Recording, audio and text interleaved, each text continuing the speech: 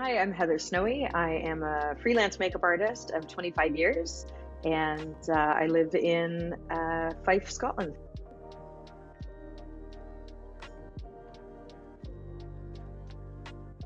I've always had a love for makeup. As a teenager, I was really interested in it, more on the fashion side of things, personal makeup. And when I graduated from high school, I genuinely had no idea what it was that I wanted to do. And makeup seemed like uh, somewhere I could start off, and I absolutely fell in love with it. And actually, over 25 years later, I'm still doing it.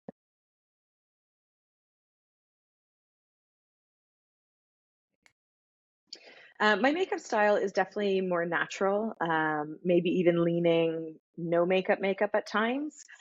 So very, very light, very you. But at the same time, if you're looking for a soft glam look, I can definitely provide that as well. But my soft glam looks probably are still more on the natural side.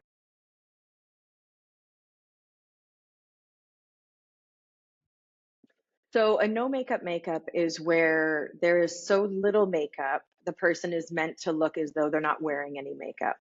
And though it's not something I often get asked for with brides, but I do often have people saying they just want to look like themselves and that maybe they don't wear very much makeup through the day.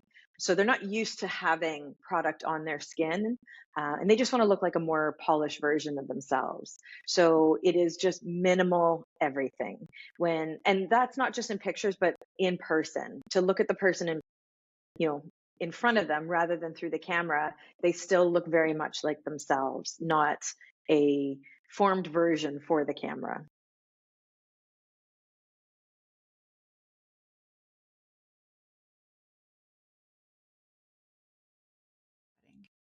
I try to make sure my own energy is calm and that, I'll match the energy of the room for the most part. If everybody's being bubbly and having a laugh, then I'm there to be bubbly and have a laugh as well.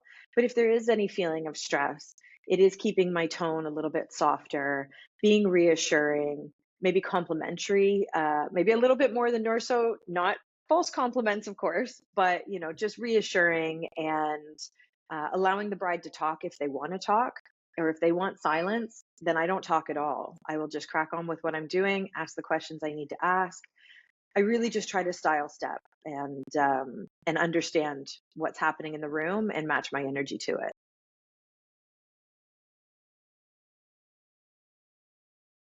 Well, number one is going to be your skincare. Making sure that your skin is in the best condition possible will always allow makeup to sit better on it. So I would recommend minimum 3 months before, ideally 6 months to a year before. Get on a good skincare regime. If you can afford to, go see a facialist, get an understanding of what your skin needs, and get the best products you can afford. That doesn't mean that you have to spend hundreds and hundreds of pounds on your products, but definitely you want to take some care and pay attention to what you're using on your skin and not just using, you know, X brand moisturizer all over your entire face and body, and then that's it. Your skin is not going to enjoy that, and your makeup will not sit in the same way and last as long as it could. So that's number one, making sure the skincare is in line, and that's something I can also help with on the day. I've got products that might be better suited to the makeup. Also, communicating what skincare products you use, maybe in your trial. Using oils on the day, maybe not your best bet because oils like to break things down. But communicating that so we can make sure that we get the best base possible for everything to go on to. From there, I'm using foundations that I know have a good longevity to them. One misconception that, in my experience, anyways, more does not mean longer. Just because you have more product on, it does not mean that it's going to last longer through the day. It's the type of foundation. You can use a long wear foundation that really lightly applied that'll still last all day in the same way. And maybe sometimes even better, because I also find if you put a lot of product on, it becomes more obvious if it's wearing off. Where if you just put the amount that you need, then it's not going to be as obvious that it's coming off. scratching the face and leaving a line down it, not a good look. And then from there, other products, bases, primers, things like that, will get put on. And last but not least, I would say a setting spray. A good setting spray um, really does make a difference. And then you could even use a touch of powder on top of the setting spray if it's created more shine than you'd like. Because bear in mind, even in the moment, that shine that the setting spray may give might be beautiful at that moment, but you have natural oils in your skin. So a couple hours on, by the end of the day, it might actually be a lot shinier than you intended it to be. So just something to consider. And if you don't want to use a setting spray, then definitely a powder will help set everything into place.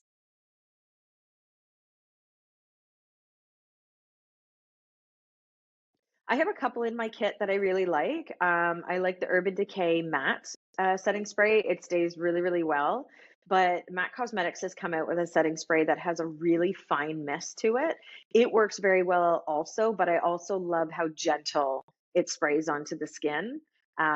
So I usually go between those two, depending on if I want more of a matte finish or a bit of a dewier finish.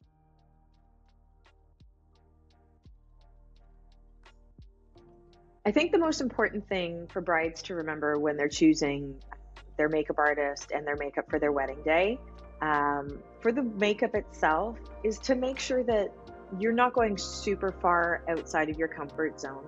If you're a fashion forward person and you're regularly changing up your look, then absolutely go for something trend based. Have fun with it. It'll scream the decade you got married in or who you were at that point, and that's great.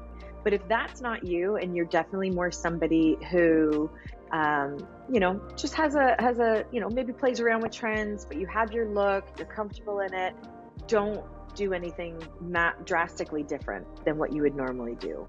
Um, Go maybe one step outside of your normal, maximum two, but I would stick to what you're comfortable with.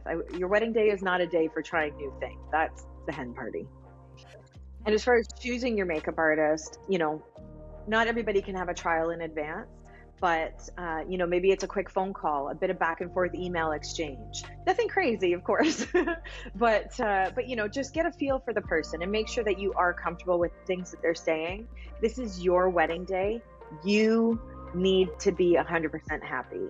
It is not our show. It is not our event. It's yours. So make sure that you are 100% happy and don't be afraid to express any concerns. Everybody be polite, but definitely speak up.